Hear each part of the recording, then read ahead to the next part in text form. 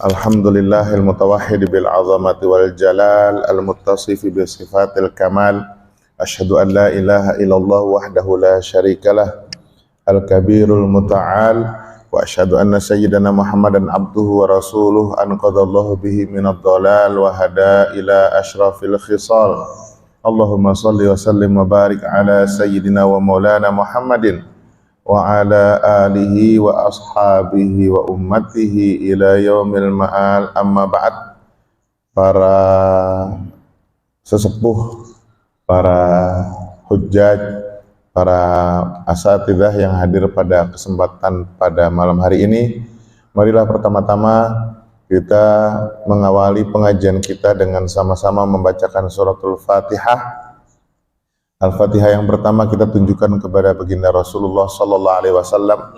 Mudah-mudahan apa yang kita ikhtiarkan, apa yang kita pelajari, apa yang kita amalkan dapat memberikan syafaat dari beliau nanti, akan mendapatkan syafaat dari beliau nanti pada hari kiamat. Al-Fatihah. A'udzubillahi minasyaitonir rajim. Bismillahirrahmanirrahim. Alhamdulillahi rabbil alamin arrahmanir rahim maliki yaumiddin iyyaka na'budu wa iyyaka nasta'in ihdinas siratal mustaqim siratal ladzina an'amta 'alaihim ghairil maghdubi 'alaihim waladdallin amin.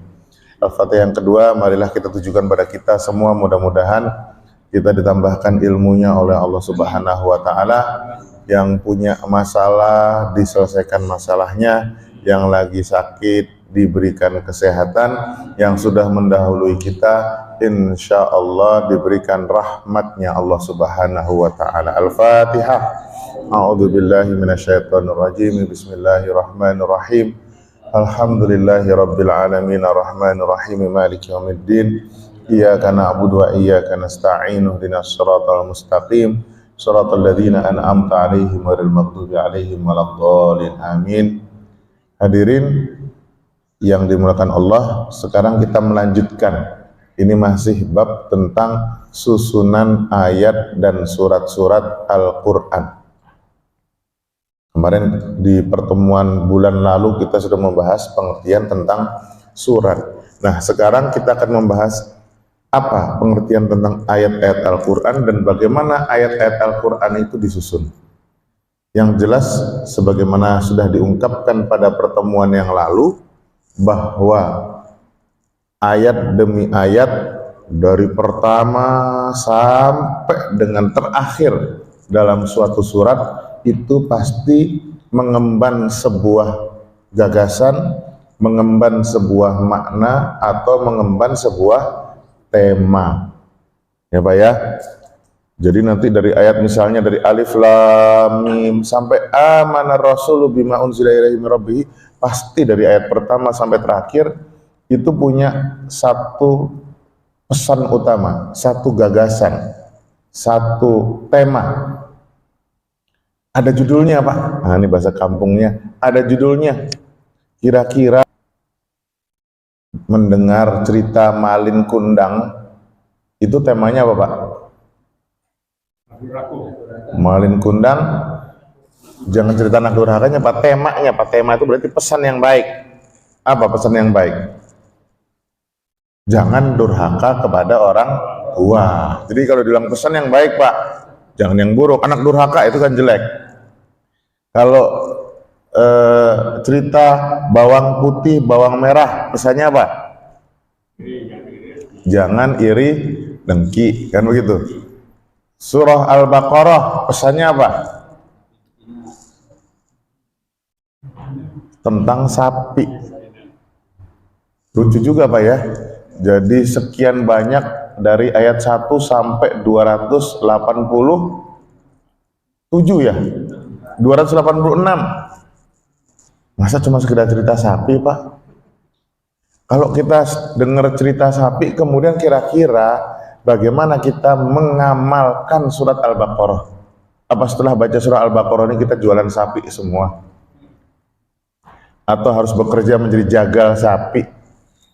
Nah ini masalahnya. Kadang-kadang kita tertipu oleh nama surat. Padahal penamaan surat itu bisa jadi hanya untuk sekedar menandai doang.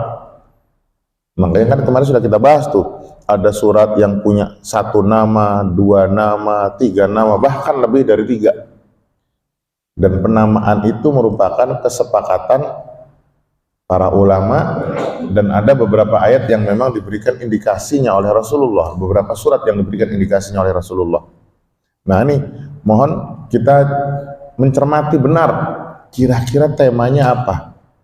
Nanti kalau tentang Al-An'am, wah itu berarti tentang hewan ternak. Kemudian Al-Kahfi tentang gua. Apa seperti itu penentuan tema? Nah disitulah kita harus membaca. Kita akan bisa menemukan temanya Malin Kundang setelah kita selesai nonton film Malin Kundang. Kita bisa tahu temanya ayat-ayat cinta setelah nonton selesai film ayat-ayat cinta. Bagaimana kita bisa tahu pesannya surah Al-Baqarah? Harus selesai, tamat dalam menganalisis ayat demi ayat yang terdapat di dalam surah Al-Baqarah. Tapi celakanya Pak, surat pendek aja kita bingung nih Pak. Inna a'tainakal kautsar fasholli lirabbika wanhar inna syani'aka huwal abtar.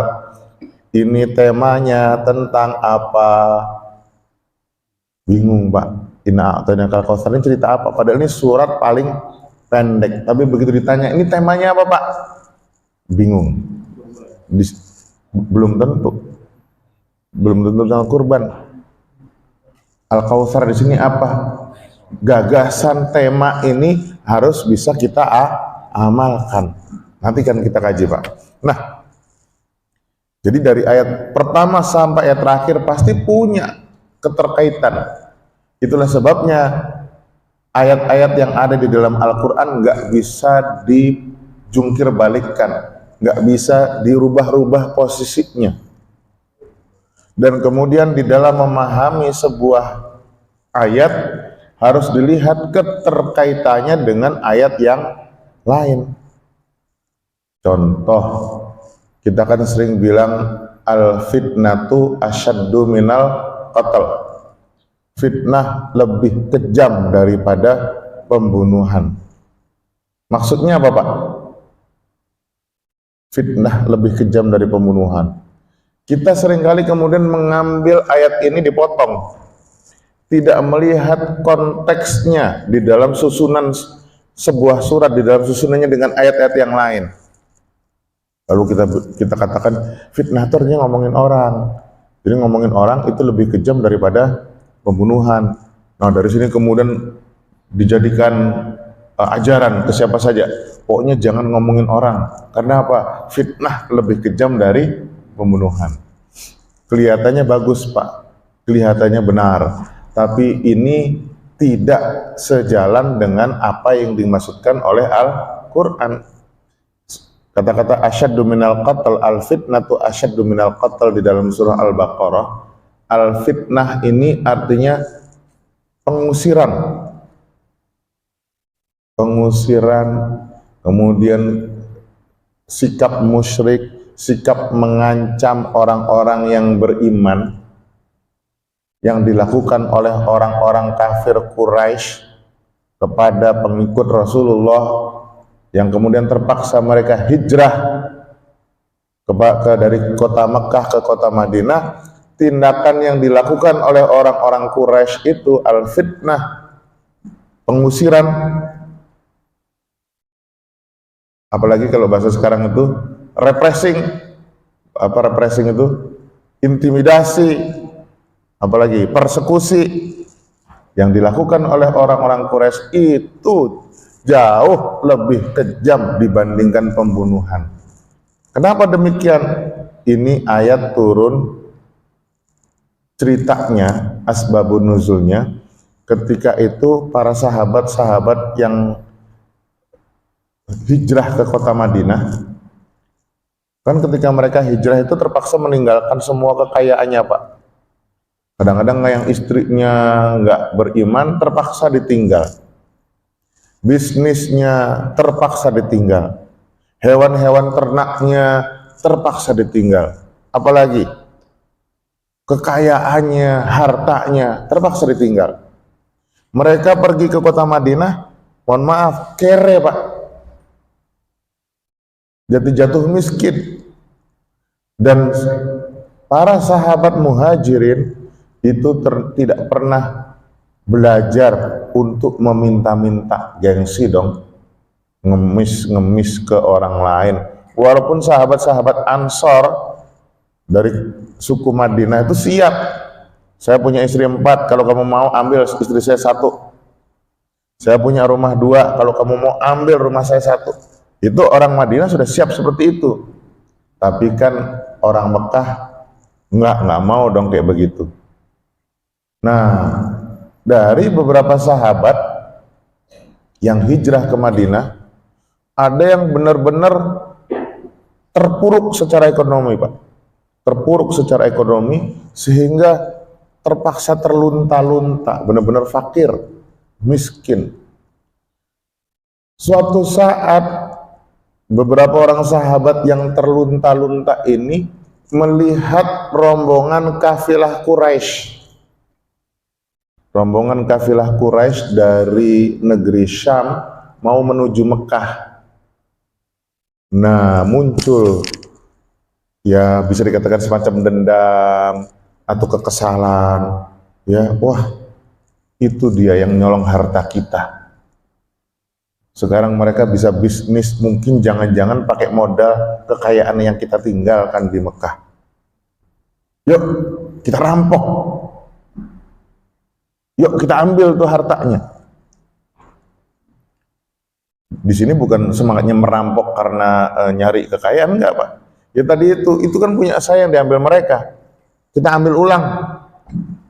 Akhirnya terjadilah proses perampasan sampai jatuh korban jiwa di kalangan kafilah Quraisy.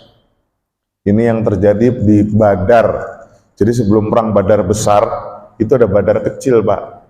Yaitu terjadinya tadi tuh, orang-orang sahabat-sahabat muhajirin melihat kafilah lewat, terus dicegat, diambil.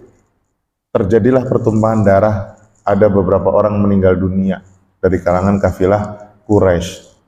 Nah, berita ini kemudian menyebar di kalangan suku Quraisy. Tuh lihat tuh pengikut Muhammad gak menghormati tanah haram. Tuh lihat tuh pengikut Muhammad gak menghormati bulan haram. Kebetulan terjadinya peristiwa perampasan itu di bulan haram, Pak. Di salah satu bulan haram sebelum bulan Ramadan. Bulan apa, Pak? Dzulhijjah. Dzulhijjah mas setelah Ramadan. Terjadi di bulan haram yang menurut tradisi orang-orang Arab. Kenapa dikatakan bulan haram, Pak? Kenapa dikatakan tanah haram? Ayo, Pak. Kenapa di Mekah, Madinah dikatakan tanah haram? Kemudian bulan-bulan tertentu dikatakan bulan haram. Maksudnya apa? Di bulan-bulan dan di waktu-waktu atau di tempat-tempat itu tidak boleh ada pertumpahan darah. Ini merupakan salah satu cara bagi bangsa Quraisy agar bisnis mereka lancar. Kalau selalu terjadi pertumpahan darah, ini bisnisnya nggak lancar nih, perang melulu. Terus kalau Mekah di situ dibolehkan perang, waduh, bisnisnya gagal dong. Akhirnya dibikinlah tanah haram dan bulan haram. Muhammad dengan pengikutnya melanggar kesepakatan nenek moyang karena telah berani menumpahkan darah di bulan haram. Nabi Muhammad ya pusing juga tuh, sempat pusing. Nabi Muhammad mau marah dengan sahabatnya, tapi sahabatnya ini orang-orang yang setia dan mereka memang dalam kondisi tertekan oleh himpitan ekonomi. Kasihan juga Nabi Muhammad. Tiba-tiba turunlah wahyu yang memperkuat, artinya meringankan perasaan Nabi Muhammad. Apa yang dilakukan oleh sahabat itu wajar. mereka menginginkan harta yang mereka miliki yang selama ini dirampas oleh orang-orang Quraisy untuk diambil kembali. Itu mending, itu salah. Kata Quran itu salah. Bukan berarti Quran membenarkan sikap membunuh di bulan haram. Salah. Itu kesalahan. Tetapi kesalahan itu nggak seberapa dibandingkan kekejaman yang dilakukan oleh orang-orang Quraisy ketika mengusir dan merampas hartanya para kaum muhajirin. Nah, ini saya cuma cerita kesalahpahaman tentang al-fitnatu asyaddu minal qatl, dan ini sudah disebarkan oleh banyak orang. Fitnah lebih kejam dari pembunuhan. Artinya fitnah ngomongin orang, gosip, bukan begitu, Pak. Nah, ini berarti apa? Membaca Quran, membaca ayat-ayat harus dilihat ayat sebelum dan ayat sesudahnya.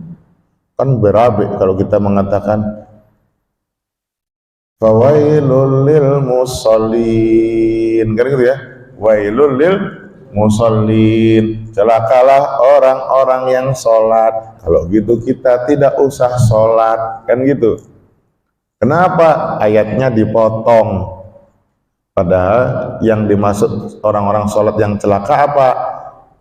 Orang-orang yang sholatnya tidak pernah memberikan pengaruh terhadap perubahan karakter dan akhlaknya. Itu contoh nih bagaimana ayat Quran dipotong dengan semena-mena untuk memaknai atau untuk memasukkan keinginan kita sendiri.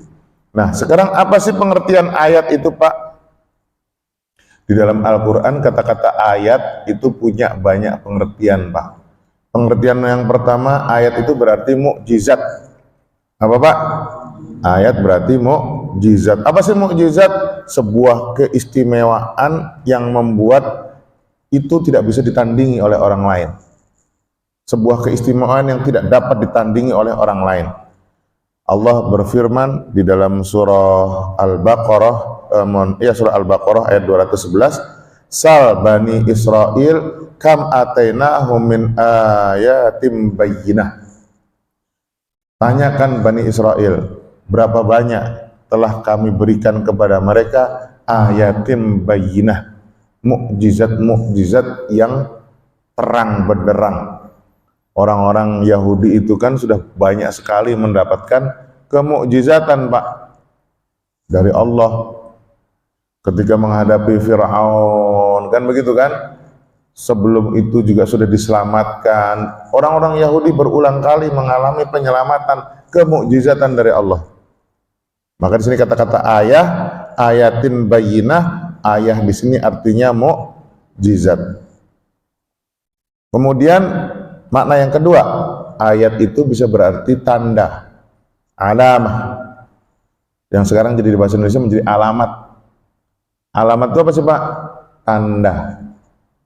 Allah berfirman, inna ayata mulkihi an ya'tiyakumut tabutu fihi sakinatun min rabbikum. Salah satu tanda dari kekuasaannya adalah dia mampu mendatangkan tabut yang berisi ketenangan dari Tuhan kalian. Kata-kata ayat di sini artinya tanda. Inna fi ikhtilafil laili wan nahari la ayatin liulil albab. Perubahan siang dan malam itu merupakan ayat. Apa ayat, Pak? Tanda bagi orang-orang yang mau berpikir. Nah, makanya ayat itu kan sekarang ada dua, Pak. Ada tiga malah. Ayat itu ada tiga, Pak. Tanda-tanda Allah itu ada tiga, Pak. Ayat yang terfirman, yaitu Al-Quran, itu semua memberikan tanda, memberikan informasi kepada kita. Tapi juga ada ayat yang terhampar, yaitu ayat kauniyah yang terbentang di hadapan kita, itu memberikan tanda bagi kita. Dan ayat yang terdapat dalam diri kita, Pak, yang disebut dengan ayat kainiyah. Jadi ada tiga, Pak.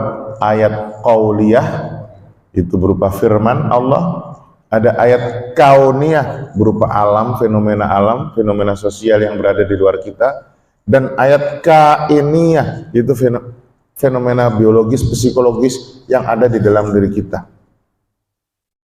Jantung kita yang bekerja tanpa lelah, Pak ya, jantung kita ini tidak pernah itu merasa iri dengan bagian tubuh yang lain. Itu kan merupakan tanda. Memberikan pelajaran nggak Pak bagi kita Pak? Badan kita ngasih tanda nggak Pak untuk kita Pak? Ngasih tanda nih. Haji Ateng itu dulu rambutnya hitam, sekarang udah memutih. Dulu jalannya gagah, sekarang jalannya gimana aja? Mulai sempoyongan. Itu ayat bukan Pak? Ayat, tanda. Tanda apa? Bukan hanya tanda tua Pak, tanda mendekat kepada Allah Subhanahu wa Ta'ala. Walaupun untuk dipanggil Allah tuh nggak melihat umur, tapi sih biasanya indikator-indikator yang dimunculkan di dalam diri kita ini merupakan pertanda semakin energi nyawa kita ini kan semakin berkurang Pak. Jadi di dalam diri manusia nih Pak, ada energi ruh, ada energi biologis. Energi ruh itu yang membuat kita, kalau ruh kita lagi kuat, itu kita dekat sama Allah. Makanya di bulan Ramadan itu ruhnya lagi kuat Pak, pasti kita dekat sama Allah. Bawaannya ngaji melulu, bawaannya taat melulu ketika di bulan Ramadan. Nggak usah jauh-jauh di bulan Ramadan, masjid, ketika kita datang ke masjid, ini ruhnya kuat nih Pak. Ibarat handphone ini, ruhnya itu penuh sinyalnya. Maka taat semua Pak, di sini taat semua. Nggak tahu nanti keluar dari masjid. Keluar dari masjid ngedrop satu gitu Pak ya. Waduh, ini ada majelis gaplek nih. Udah ngikut majelis gaplek kan gitu Pak ya. Ngedrop lagi tuh ada janda lewat. Nah, itu. Ruh ini berkurang nih. Indikator bertambah atau berkurangnya ruh, kekuatan ruh terlihat dari kekuatan kedekatan kita kepada Allah. Nah, ada satu lagi energi yang lain, yaitu energi biologis, itulah nyawa. Nyawa. Jadi kalau tadinya kita ngelihat jelas, sekarang sudah mulai burem, itu energi nyawanya berkurang. Tadinya kita kuat, sekarang duduk sebentar udah pegal-pegal, energi nyawanya berkurang. Ya kan? Apalagi tadinya kulitnya kenceng, sekarang sudah mulai kendor, energi nyawanya berkurang. Tadinya gigi kuat, sekarang sudah mulai rontok, energi nyawa berkurang. Nanti kalau energi nyawa berkurang sampai minim, itu biasanya ruhnya juga ikut keluar. Maka terjadilah peristiwa wafat ya. Jadi bedanya wafat sama mati itu Pak. Kalau mati itu berkurangnya energi biologis. Jadi mati. Orang lumpuh itu mati, energi biologisnya berkurang, tapi dia masih punya ruh. Tapi kalau wafat itu energi ruhnya nggak ada. Makanya orang tidur itu wafat. Ketika kita sedang tidur itu wafat, kita sedang diwafatkan sama Allah. Tapi kita mati belum Pak? Belum. Nanti Pak, dalam kondisi-kondisi tertentu nyawanya kurang, sudah sangat minim, yang berfungsi hanya organ pendengaran, lama-lama pendengarannya pun juga hilang, maka ruh pun akan keluar dari raga kita. Tapi kadang-kadang ruh itu dipaksa keluar dengan kerusakan nyawa yang tiba-tiba tabrakan Pak, jedar. Ketika kita tabrakan, hancur nih seluruh organ tubuh kita, energi ruh kita pun juga, energi nyawa kita pun juga mati, ibarat listrik toto anjlok, cet. Maka begitu listrik anjlok, ruhnya pun ikut keluar. Ini tanda Pak, tanda semua nih Pak. Maka hati-hati ngelihat energi nyawa ini, perhatikan, jaga kesehatan, jaga makan Pak. Kalau kita sudah mulai suara habis kayak saya ini, kayak dikasih tanda sama Allah nih, suruh banyak istirahat. suruh banyak istirahat. Tapi saya kembali lagi mohon izin nih Haji Sahlani nih. Saya ini besok tanggal 27 pergi ke Uzbekistan sampai tanggal 5. Jadi mohon izin nggak bisa hadir maulid, dan ini tugas dari MUI, kita ketemu dengan ulama-ulama di Uzbekistan sambil ziarah ke makamnya Imam Bukhari, sambil ziarah ke makamnya Syekh Bahauddin An-Naqsyabandi, sambil ziarah ke makamnya sahabat Nabi di sana, Pak. Nanti mudah-mudahan Majelis Ta'lim Al-Ikhlas bisa sempat ziarah ke sana. Nabung 20 juta masa nggak bisa? Jadi, nabung 20 juta. Hadirin yang dimuliakan Allah, itu yang disebut ayat dalam artian tanda. Yang kedua, ayat di dalam Al-Quran itu bisa berarti ibrah. Apa tuh ibrah, Pak? Pelajaran. Makanya Allah mengatakan misalnya di dalam surah Al-Baqarah ayat 248, inna fi dzalika la ayatan lakum in kuntum mu'minin. Dalam peristiwa itu ada ayat, ada pelajaran kalau kamu beriman. Al-Quran itu isinya ayah-ayah semua, Pak. Tanda, ayat, pelajaran-pelajaran kalau kita mau beriman. Cuman jarang sekali kita baca Quran terus dapat pelajaran. Kenapa? Ya orang kita nggak paham. Maka itu bapak-bapak yang saya hormati, mulai sekarang kita latihan deh, mendingan baca Quran sedikit-sedikit tapi paham. Baca 5 ayat, 10 ayat, tapi tahu ilmu, tahu amal. Daripada kita baca berain-ain, berjus-jus, tapi setelah selesai, apa itu artinya tadi? Itu makanya Rasul pernah dikritik sama malaikat Jibril. Jangan dikira Rasul itu nggak menghafal Quran, Pak. Enggak, Pak. Rasul menghafal Quran, Pak. Begitu Jibril ngajarin Nabi Muhammad, Rasul pun berusaha untuk menghafal apa yang disampaikan oleh malaikat Jibril. Tetapi suatu saat, begitu Rasul mendengar ayat yang dibacakan Jibril, Rasul ingin langsung menghafal. Padahal yang diinginkan oleh Jibril, sebelum Nabi menghafal, pahami dulu apa yang dibaca oleh tadi Jibril itu. Pahamin, resapin, baru hafal. Tapi kali ini Muhammad enggak. Dia begitu dengar, langsung ingin menghafal. Itulah kemudian dikritik oleh Al-Quran, la tuharrik bihi lisanak litajala bihi. Jangan kamu cepat-cepat menggerak-gerakkan lidah atau mulut kamu dalam rangka ingin cepat-cepat menghafal sebelum kita menyelesaikan pemaknaan ayat yang dibacakan. Nah itu makanya saya sadar, mohon maaf, gara-gara membaca ayat ini, saya agak mengkritisi pesantren-pesantren tahfidz yang ada di kita. Kalau pesantren tahfidz yang ada di negeri-negeri Arab, mereka tahfidz Quran sambil paham. Karena mereka orang Arab, Pak. Nah, kita orang Indonesia yang dikejar tahfidz tanpa paham. Saya tetap ngotot kalau kita mau menghafal Quran harus dengan paham. Jadi kalau ada rumah tahfidz, itu harusnya rumah paham dulu, baru tahfidz. Dibacakan dulu ayatnya, diberikan dulu pemaknaannya, baru dihafal.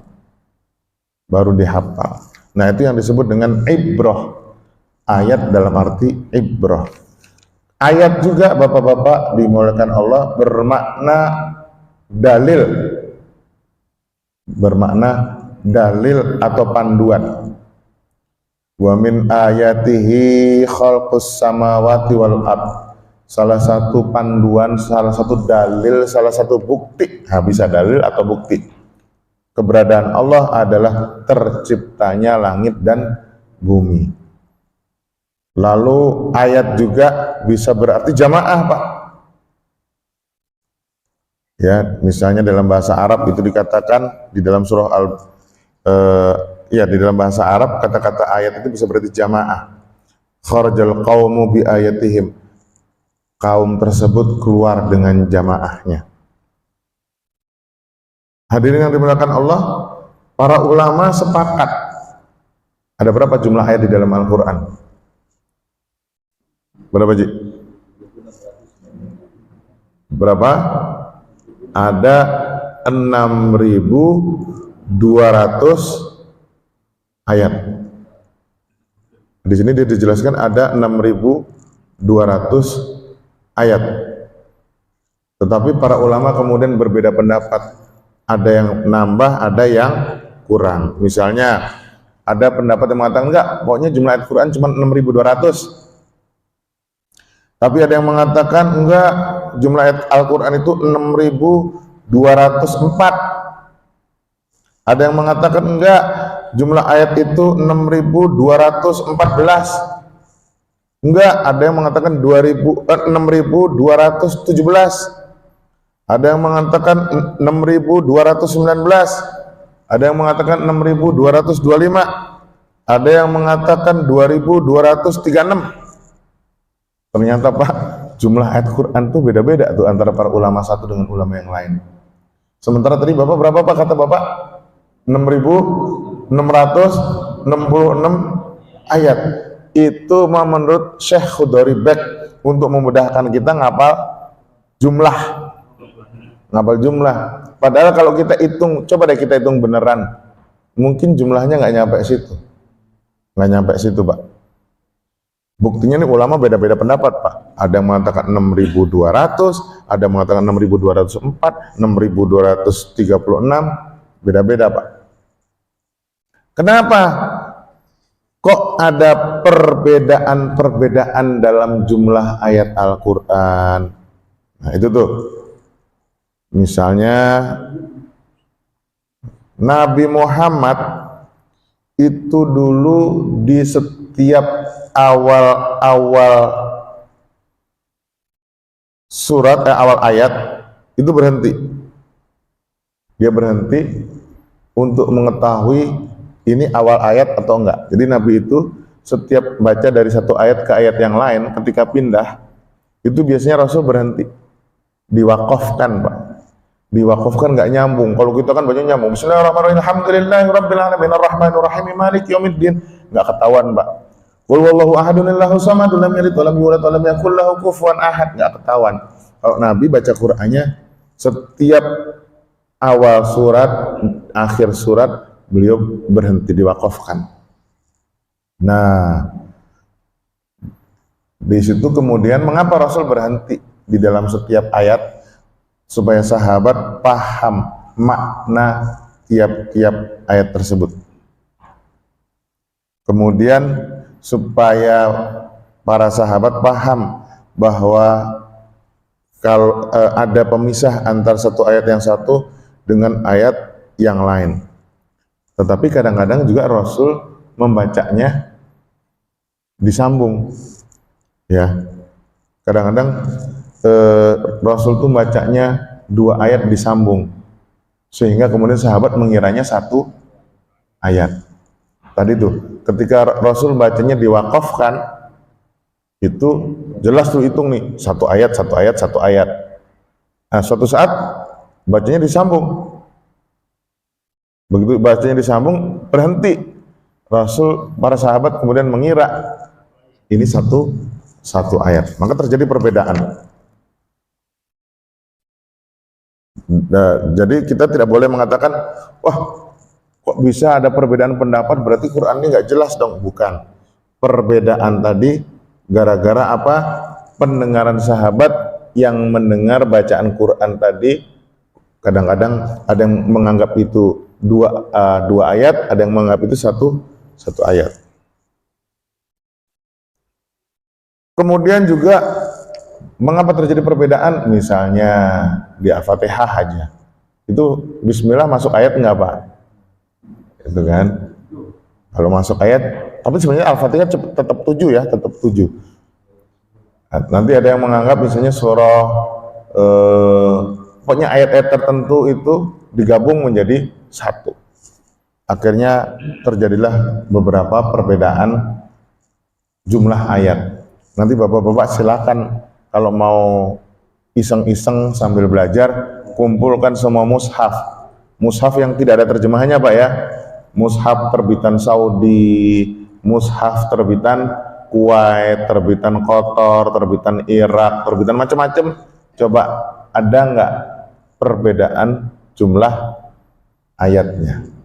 Silakan dihitung masing-masing. Kalau kita baca buku tafsir, itu biasanya jelas dijelaskan jumlah ayatnya sekian. Ada yang mengatakan jumlah ayat dalam surat ini sekian. Perbedaannya karena apa? Ada ulama yang menganggap ayat ini dan ayat ini satu. Ada ulama yang menganggap ini ayat yang panjang ini menjadi dua.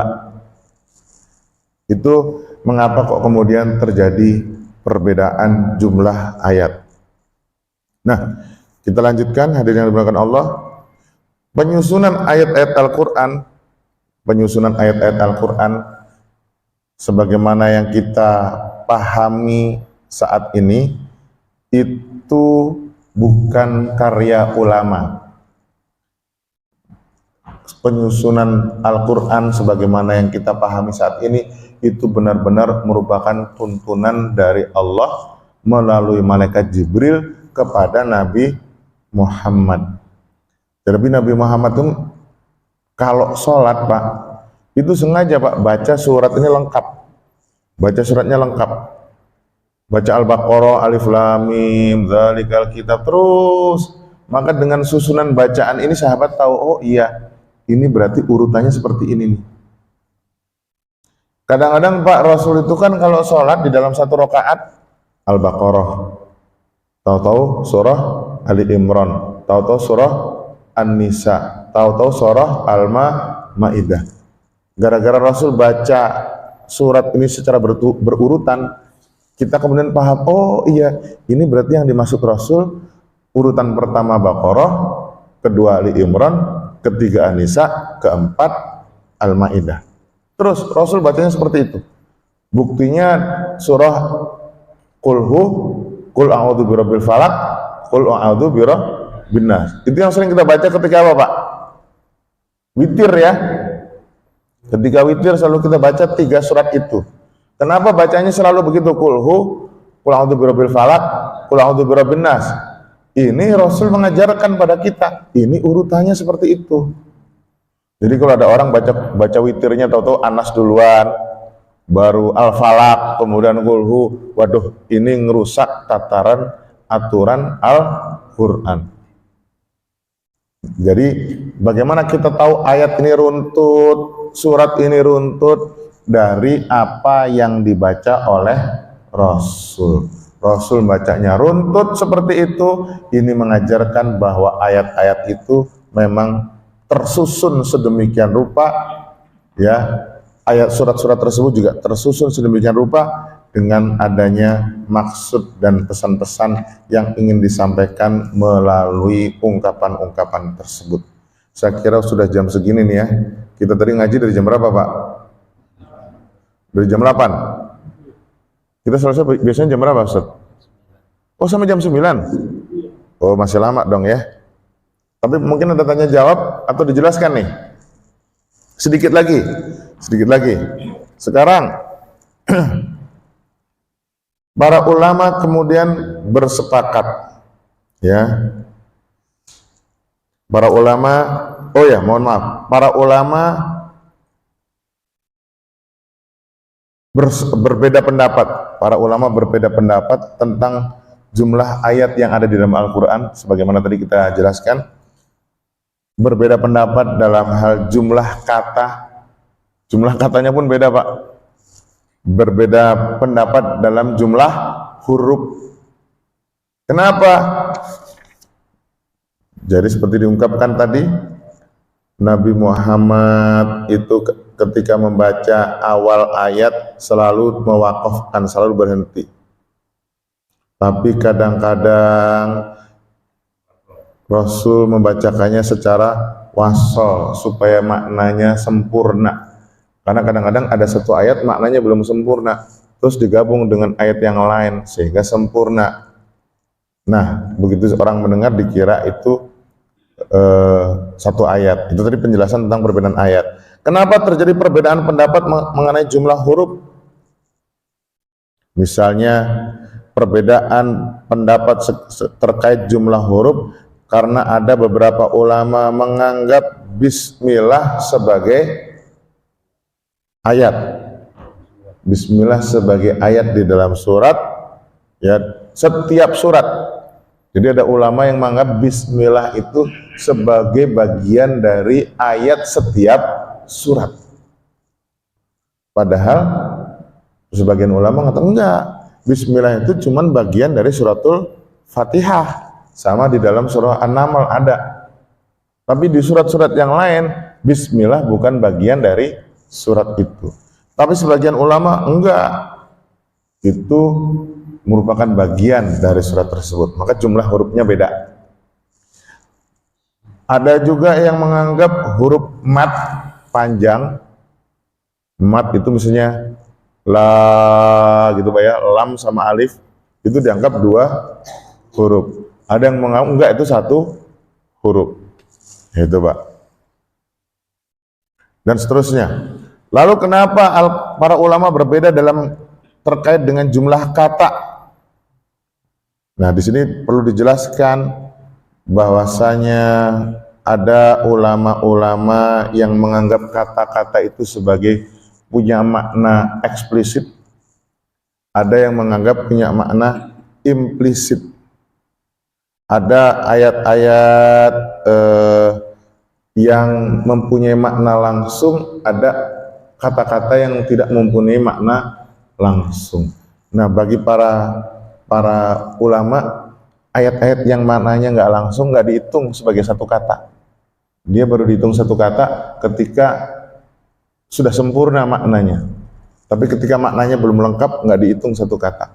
Nah, di situ juga terjadi perbedaan jumlah kata di dalam Al-Quran. Ini menjadi informasi kita bersama. Pertama, surat yang terpanjang di dalam Al-Quran apa Pak? Surat yang terpendek? Inna a'tayna kal kautsar. Ayat yang terpanjang di dalam Al-Quran Pak? Dicatat nih Pak, ayat yang terpanjang di dalam Al-Quran adalah ayat tentang utang piutang di dalam surah Al-Baqarah ayat 282. Jadi silakan dicari Pak, Al-Baqarah 282, itu merupakan ayat yang terpanjang di dalam Al-Quran. Lalu ayat yang terpendek di dalam Al-Quran apa Pak? Wadduha wal fajri. Wadduha, satu ayat tuh Pak. Selesai. Wadduha wal fajr wal asr. Nah, itu ayat-ayat yang terpendek. Lalu kata yang terpanjang di dalam Al-Quran Pak, kata yang terpanjang di dalam Al-Quran, silahkan lihat surah Al-Hijr ayat 22.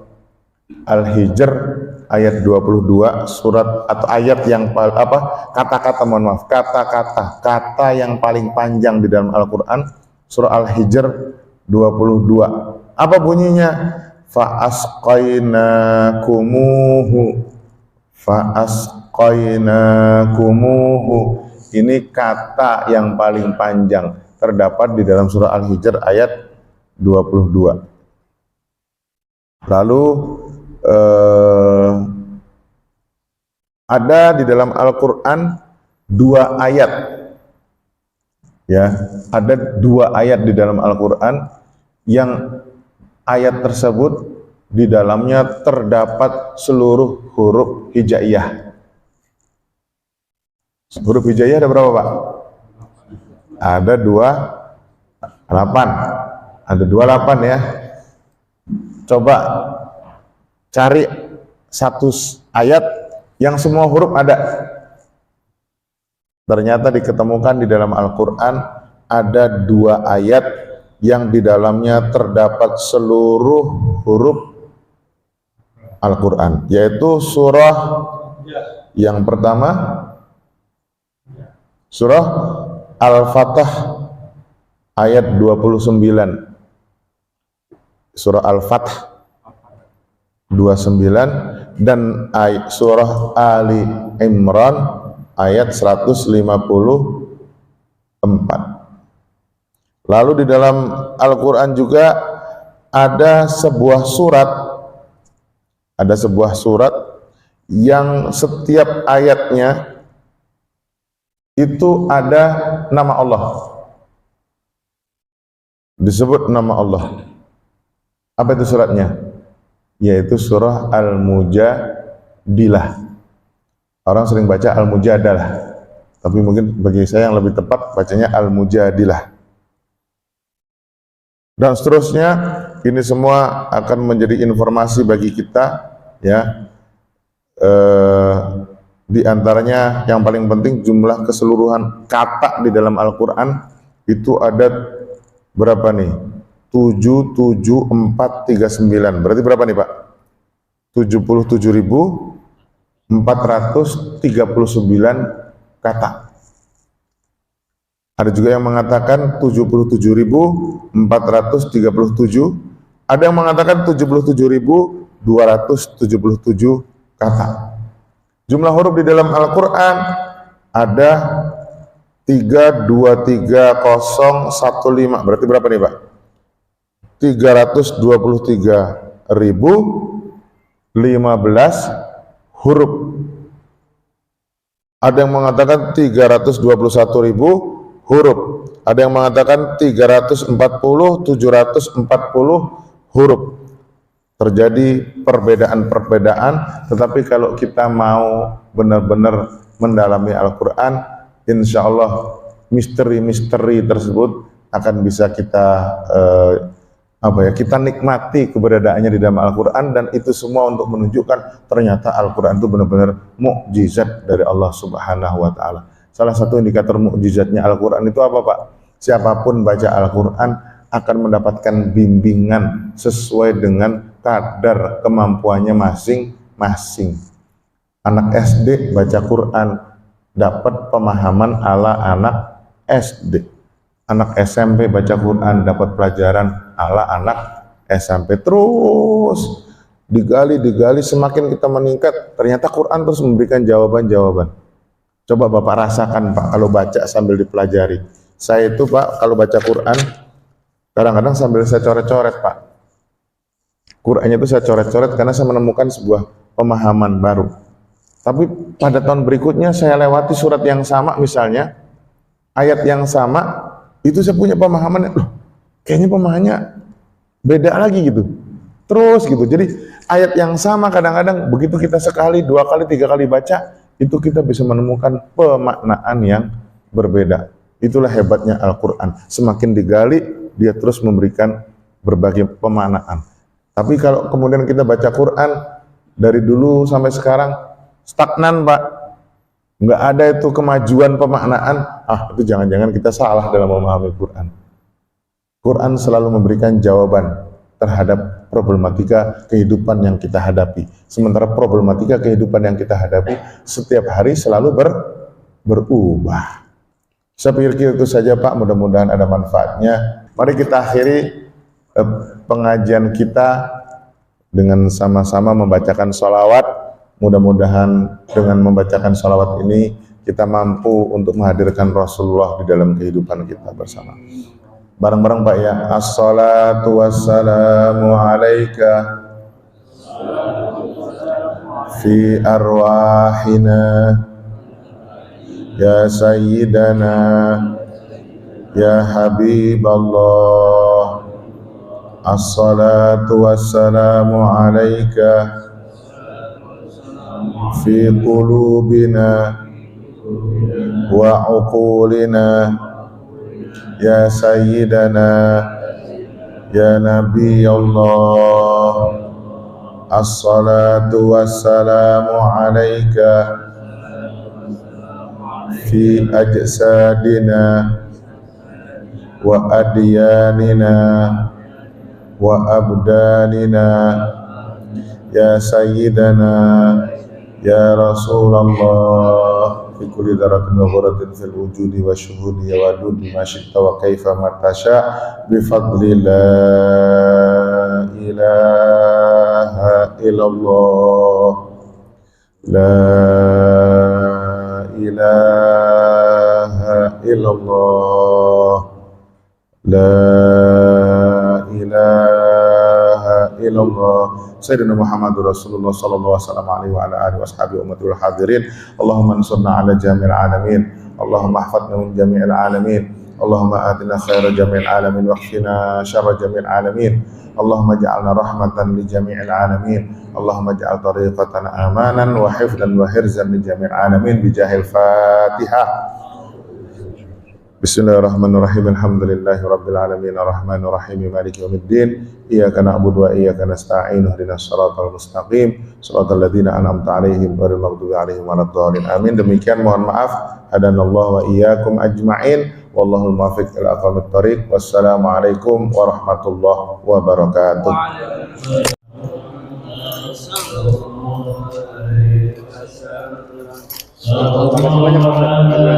Berarti minggu besok positif dah ada, berarti tinggal 3 orang mau berangkat.